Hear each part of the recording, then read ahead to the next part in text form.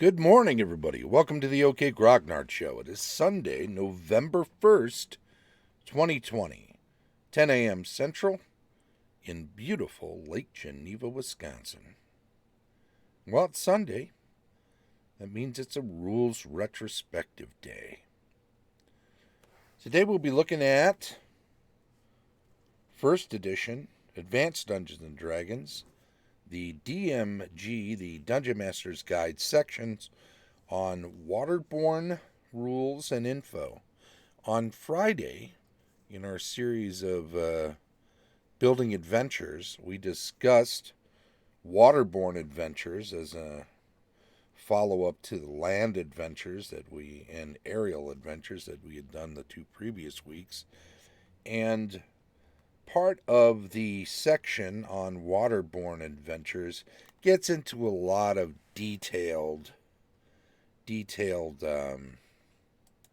mechanics and such, and was less suitable for a building adventures discussion than it was to an overall rules retrospective discussion. A lot of nuts and bolts involved, and we had a pretty good discussion on building adventures using waterborne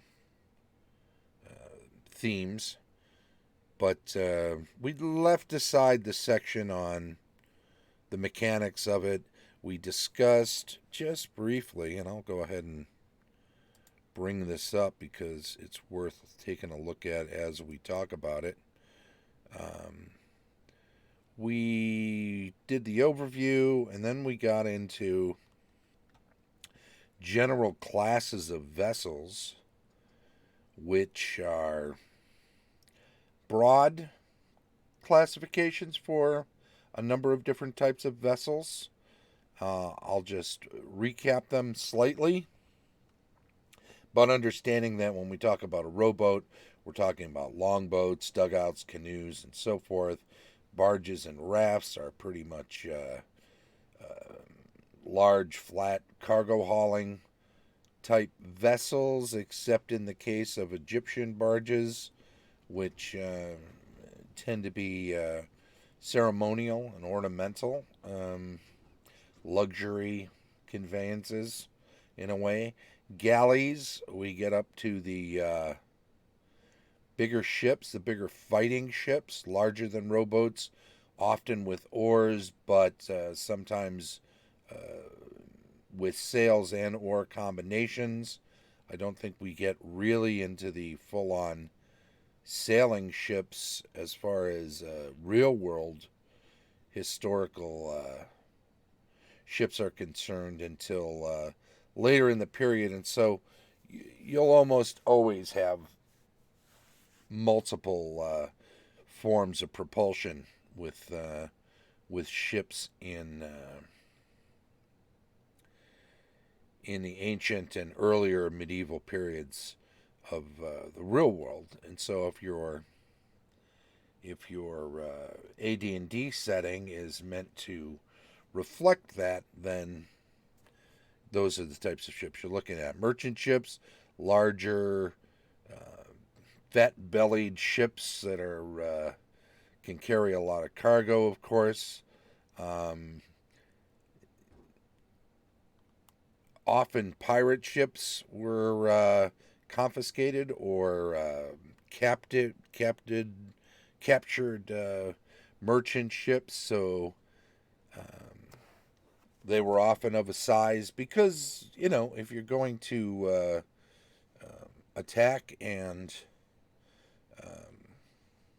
steal from merchants, you got to be able to carry away whatever you take if their ship becomes destroyed in the combat.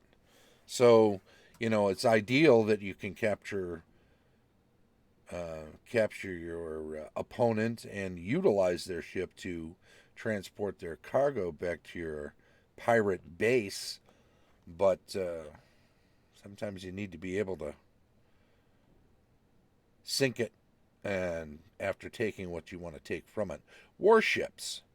faster, sleeker, but large enough to be able to um, handle having weapons on board and platforms for fighting.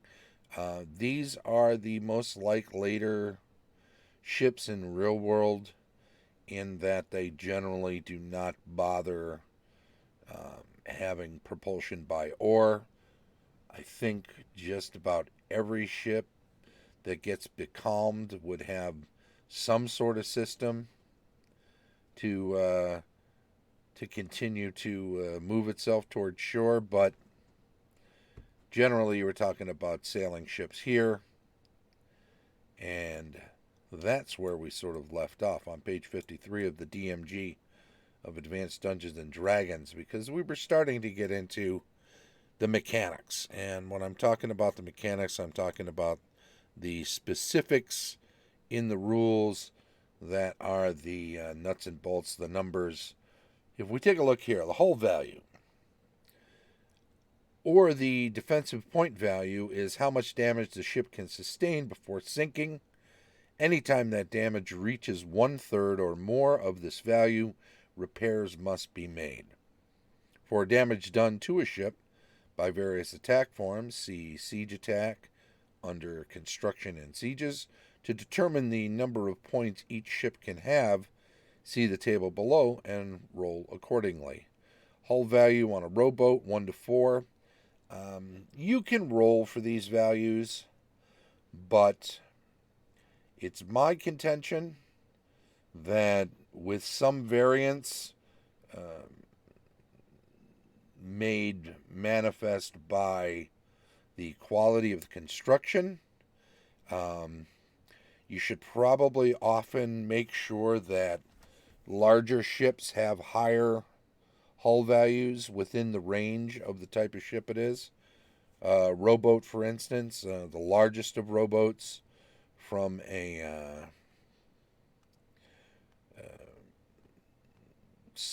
from a larger ship as a lifeboat or whatever, or as a landing craft,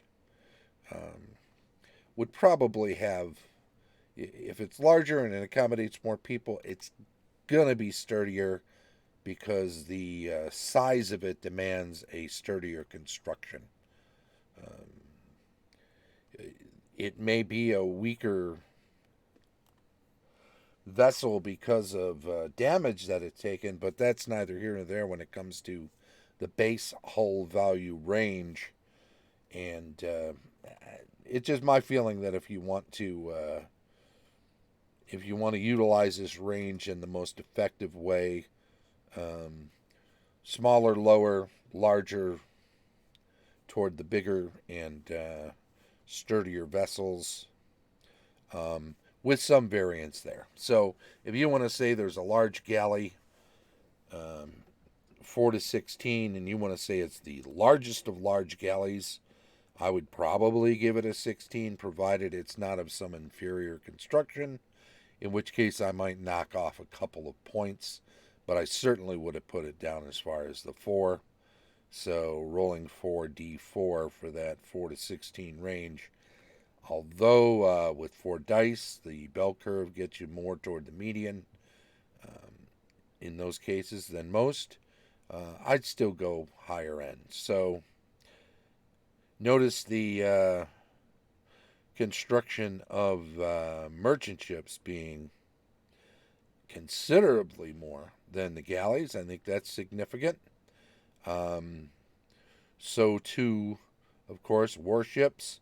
But notice the low end of warships is pretty low, whereas the low end of large merchant ships is considerably higher than the low end of warships. And that's because there were smaller sloops and stuff that were considered warships if they were outfitted as such. And when those small, fast ships were hit, they couldn't take a lot of damage. So, repairing damage. Anytime damage reaches 1/3 to 1/2 of a ship's hull value, repairs can be made at sea. If the damage is more than 1/2, the ship must put into port for repairs, the amount of time and repairs needed, as well as the cost involved, will be at the DM's option. Um, Anybody who's totaled a car, anyone who's ever totaled a car, and let me move me around just a little bit. I noticed I'm a little off center there. Anybody who's ever been in an accident knows that what appears to be not a great deal of damage can still cost quite a bit of money to repair. So too, if a car can't function due to certain portions of it, like the frame being mangled, then it's effectively no longer a car.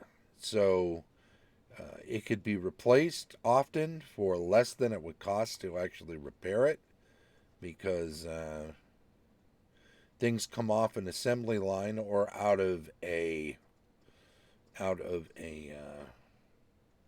marina where they might be, where you've got shipwrights and you're actually building ships regularly.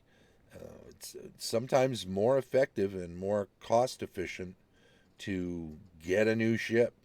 So keep that in mind when you're doing the DM options as far as time of repair. Certainly, if there's a ship available to purchase, it's going to be faster to just buy another ship than it is to wait 2, 3, whatever months, depending on how much damage is done. If it's superficial damage, it can be turned around pretty quick. There should always be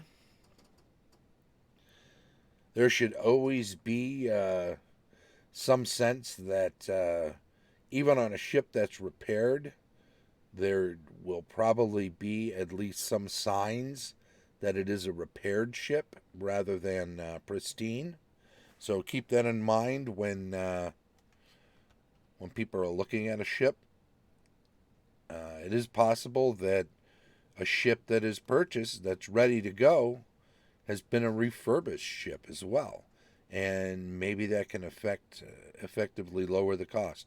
Maybe when you scrap a damaged ship, there's some trade-in value, if you will.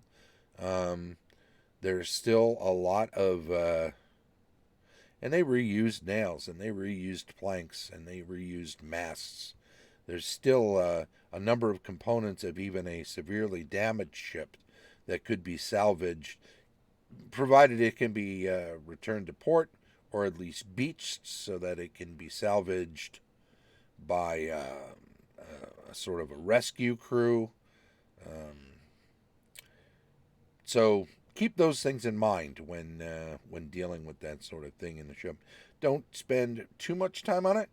You don't want an entire session to be bogged down in the details of the costs of a nail on a plank. You may have a group that enjoys that sort of thing, but that'd be a pretty rare group, I would think. There's a lot more to adventuring than the details of repairing a ship and getting into the nuts and bolts of it, right? The average length and width of most ships is given below. It will be up to the DM or players buying and or constructing them to determine exactly how long and wide any ship will be. Again, this is one of those things that you could spend a lot of time discussing and arguing over, but unless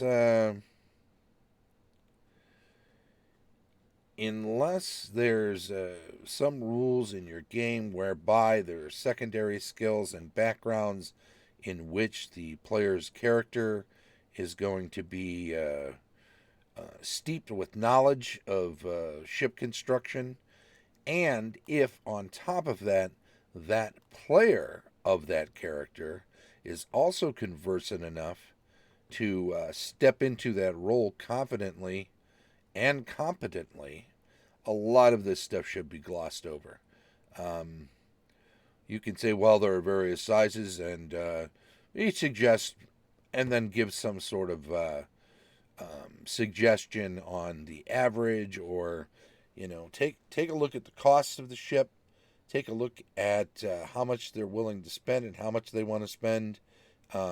Make some determination as to the competence of the shipwrights and the quality of the materials they will have to hand where they are located within your setting, and make some determinations as to what's possible for them to do, and then put that on offer as being a sort of standard. Certainly, any place that builds ships is going to be able to build a range of ships. However, they will definitely be more apt to build something more quickly and of better quality if it's something they've done before, and if multiple times, all the better. So if they churn out a certain size and certain style and certain type of ship on the regular, this is the kind of ship that they're going to be able to do more quickly. It's the kind of ship that they'll probably be able to sell more reasonably priced. So keep all that in mind. Then we start getting into crew. See shipmaster and ship crew under expert hirelings. We can look at that some other time, I think. In fact, we should probably devote an entire show on campaigns on Wednesday. Maybe not this Wednesday, but some Wednesday soon, to expert hirelings, and we can delve into that a little more there. Wind direction and force. Here we get into some nuts and bolts mechanics that are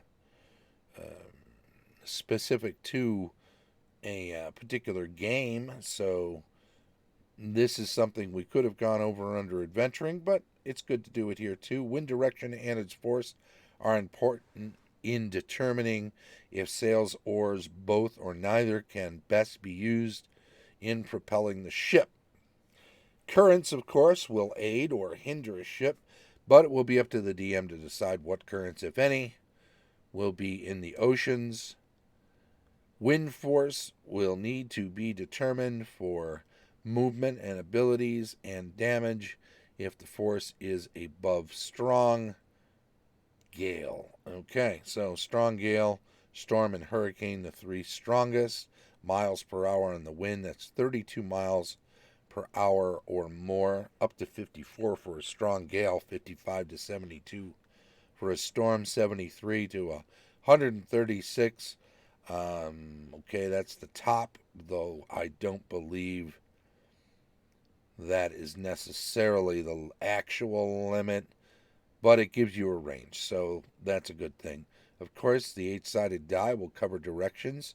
You can purchase an 8-sided die that has an N, an S, an E, a W, a NW, an NE, an SW, and an SE on various sides. It's always good, too, though, to have some sense of your setting, the climate in the given area, because not only will that help you determine something about the tides and the currents of the nearby waters, but also prevailing winds on the land.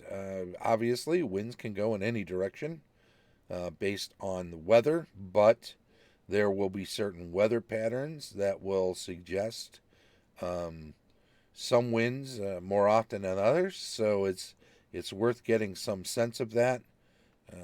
Reading a little bit about weather and tides and currents is probably worthwhile if you're going to run a regular campaign on waterborne adventures, because this will come up fairly regularly. It's worth making some definite decisions about the various areas of the campaign that will be involved in your setting, and maybe making some adjustments to these random numbers so that you can favor certain outcomes, to take into consideration certain details of your setting. Any wind of strong gale force or better will have a percentage chance to do damage to the ship. There is also a chance for men to be blown overboard. The amount of damage and how many men may be blown overboard will be determined by the DM, and checks are made every 6 hours or until winds subside. And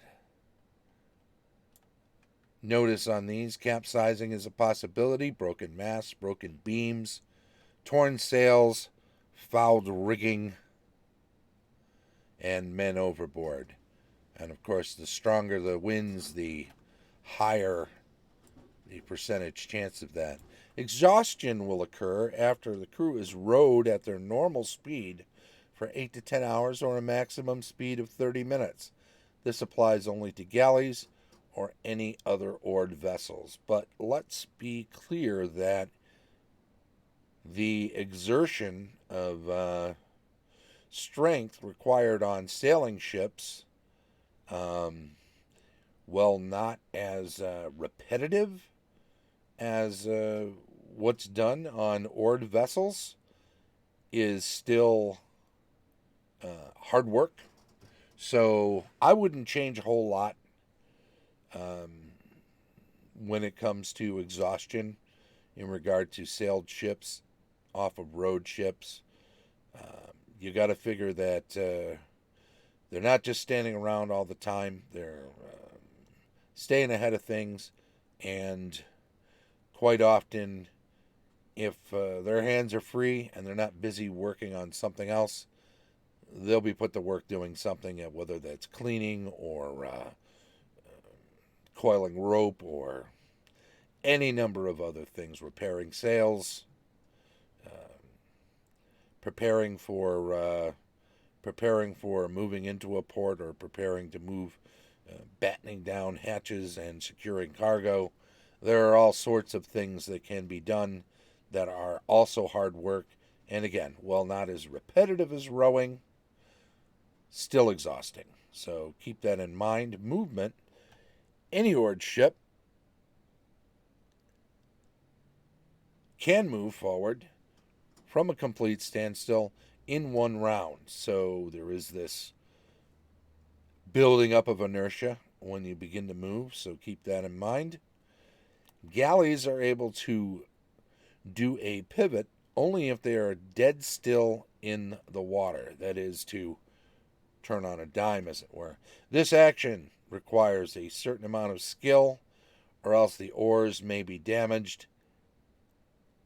There is a strain that can be put on oars when trying to do maneuvers such as this, because of the shape of the vessel and the amount of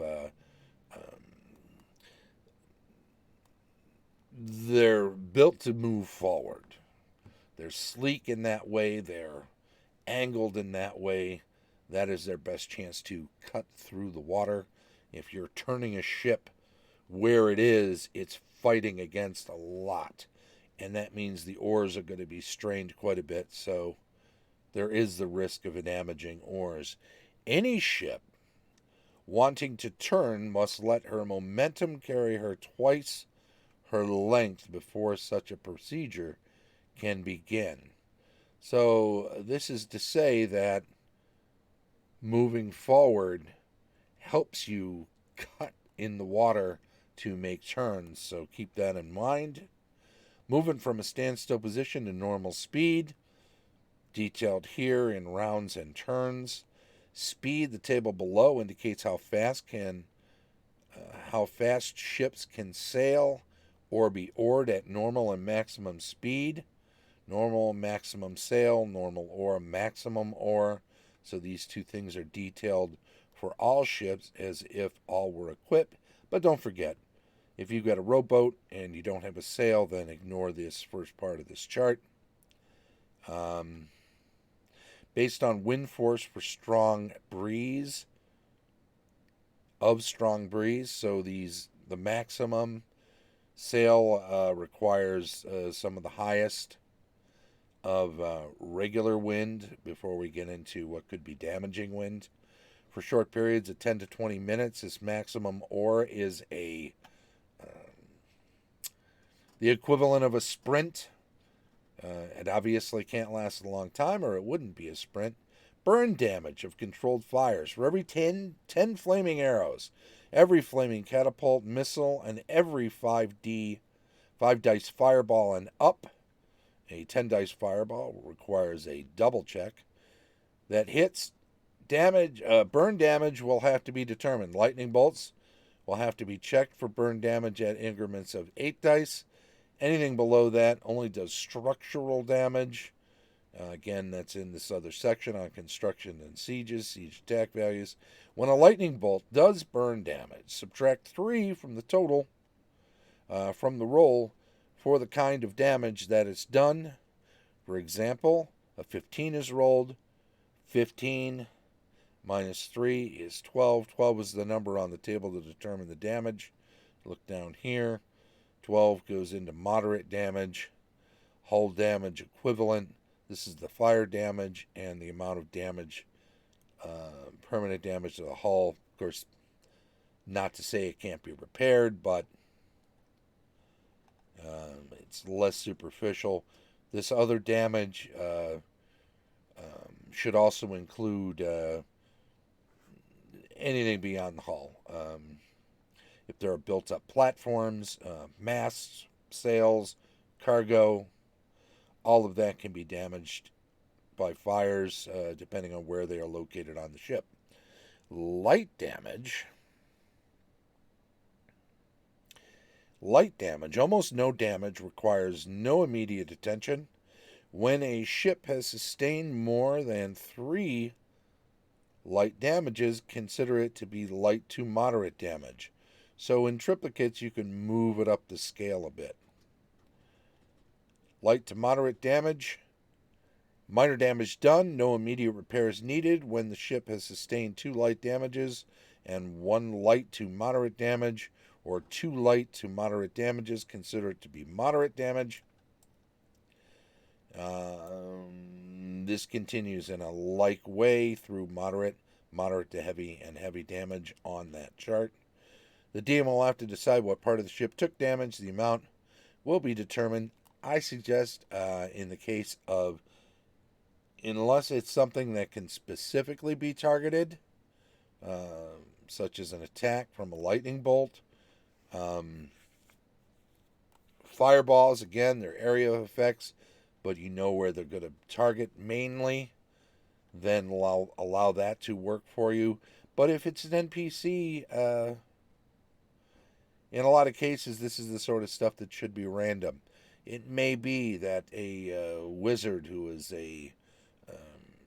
in league with some pirates will attempt to damage something specific about a ship, but it'll depend on their motivations. If they're attempting to capture the ship and there's cargo on board that ship that they don't want to have to remove to their own ship, they'd rather capture the ship and use it to transport its own cargo, then it's unlikely that they're going to try to damage anything, the ship itself, the hull, the masts, oars.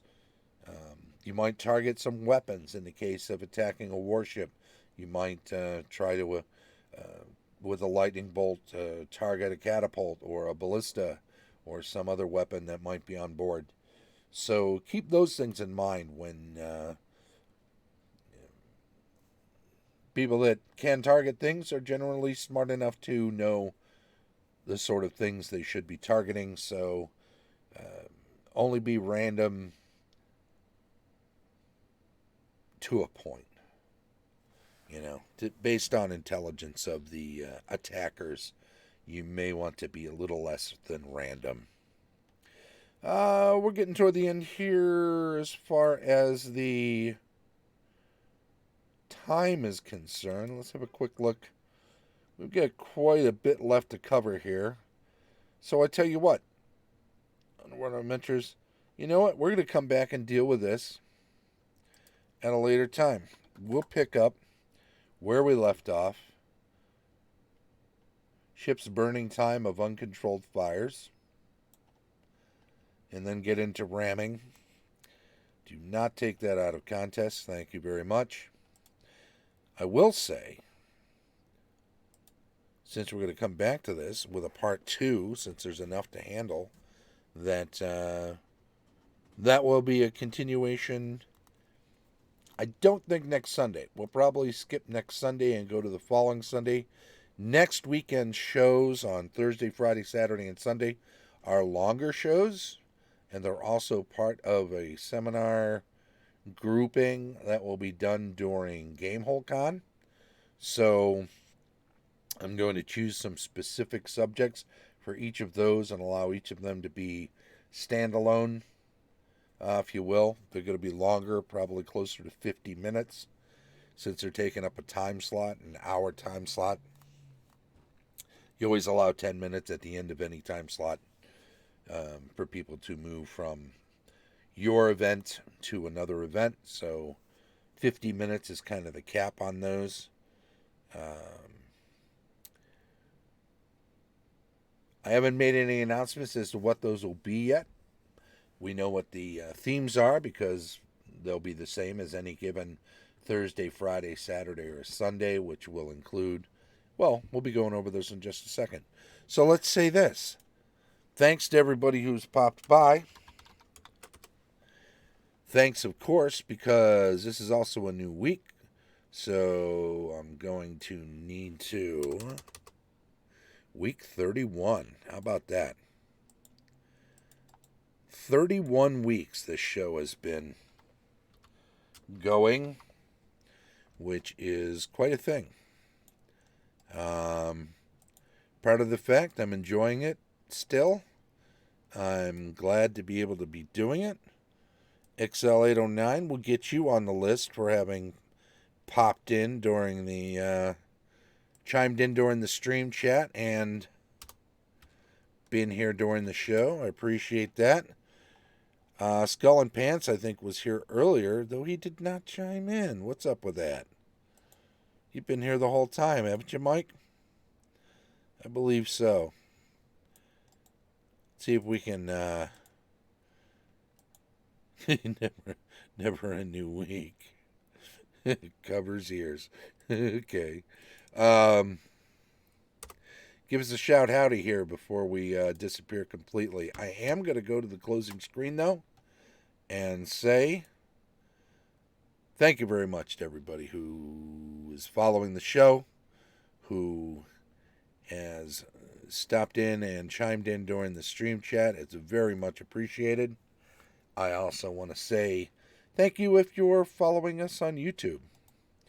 But don't forget, you can come back 10 a.m. tomorrow for the weekly news and announcements on Monday, cartography and world building on Tuesday, campaign discussion on Wednesday, GMing tips on Thursday.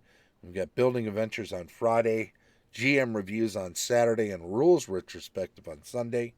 Note those Thursday, Friday, Saturday, and Sunday shows coming up this next weekend will be part of a seminar series for Gamehole Con. And we will hopefully, you can still see it the same way, so stop on by. If you're not going to Gamehole Con, we'll still be here. If you're catching up with this on YouTube, thank you very much. Be sure to subscribe to the channel and give us a thumbs up on any videos you watch. Feel free to comment in the comment section. We got some constructive criticism. Always appreciate it. We like making the show better, and your comments can help us to do that. This has been the OK Grognard Show from beautiful Lake Geneva, Wisconsin. Every day, 10 a.m. Central. Come on back and join us again. Bye-bye.